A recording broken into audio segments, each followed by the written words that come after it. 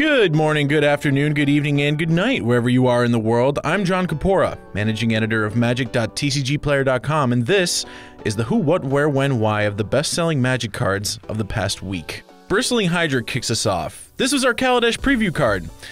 I remember getting this thing, and it was really bizarre. So energy was this new resource. It was really tough to evaluate, but Bristling Hydra has ended up being one of the cornerstones of the Teamer Energy deck, one of Standard's best decks, and a strong choice for post-rotation Standard play.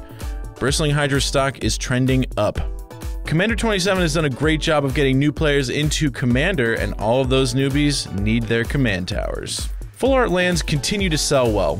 We're in the between block lull that comes with a big rotation where players tend to err towards caution before big purchases, biding their time to wait and get their hands on some goodies from the new set.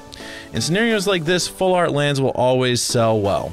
There's a strong +1/+1 counters theme among the merfolk of Ixalan. As a result, Animation Module has seen a huge uptick in sales. At the very worst, it's a strong commander card that lets you do some silly things. Speaking of strong commander cards, there may be no more polarizing card in the entire format than Sol Ring. Just like Command Tower, the new wave of commander players all need Sol Rings in order to compete in the format, resulting in this old favorite hitting the top 10. Gideon of the Trials has seen some play in Modern in white-blue control decks as a catch-all against the randomness of Modern, and it only stands to get better with the new legendary Planeswalker rule. Now players are allowed to have multiple Gideons in play at once. Woo! Saheeli Ray continues to sell steadily as a classic buy low, hope it spikes spec. Its ability to rebuy enters the battlefield triggers, and its cheap converted mana costs make it an enticing pickup. In the worst case scenario, you can still go infinite with it in Modern. That's a good pickup. I could go on all day about the reserve list. It's a complicated issue fraught with nuance on both sides of the argument. This isn't a countdown about the reserve list, but yes, speculators are in the midst of some reserve list buyouts, and Volrath's Shapeshifter is on the reserve list. It's a neat card, but nothing special. Such is the power of the reserve list. Womp womp.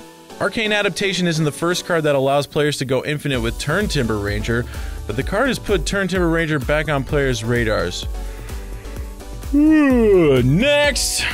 The #1 seller and the official winner of the Planeswalkers Are Now Legendary rule is Thalia's Lancers.